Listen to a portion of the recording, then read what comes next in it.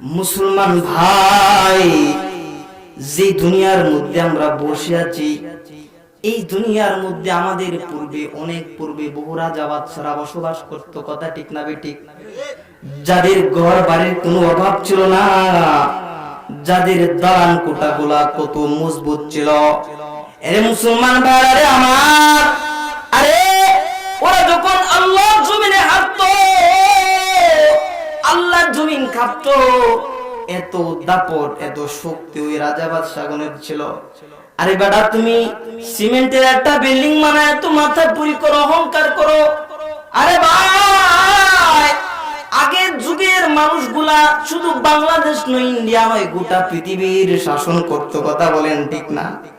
তাদের ঘর বাড়ির কোনো অভাব ছিল না, সম্পদের কোনো অভাব ছিল না। ইতিহাসের দিকে যদি তাকাই, একজন ডোনারদের নাম দেখা যায়, তার নাম হলো কারুন। চিনেন কি চিনেন না?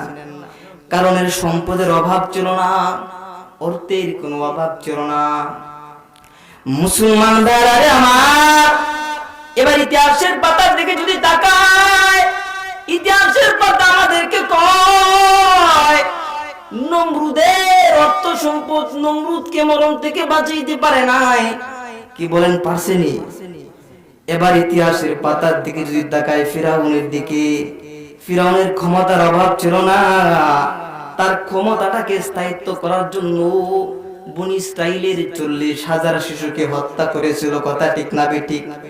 এই আল্লাহর বান্দা, আল্লাহ অবাধ্য বাদশা ফিরাউন তার রাজত্ব স্থায়ী করার জন্য, তার ক্ষমতা বহাল রাখার জন্য, দুনিয়াতে শান্তিতে থাকার জন্য বনি ইসরাইলের 40,000 মাসুম সন্তানকে হত্যা করেছিল।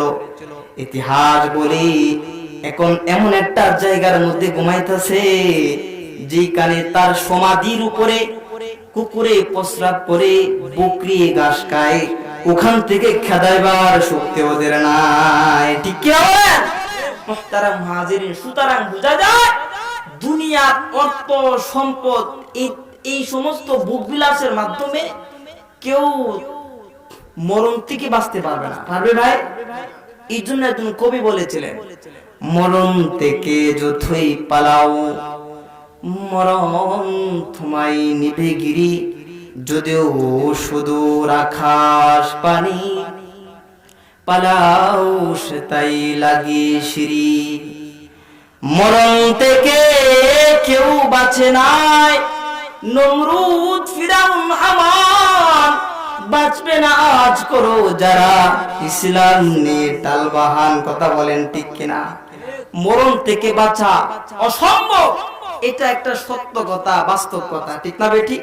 মুহতারাম হাজিরিন, এই জন্য আমাদের উচিত হলো দুনিয়াকে পরিত্যাগ করে আল্লাহর সাথে সম্পর্ক জোড়া। কার সাথে ভাই?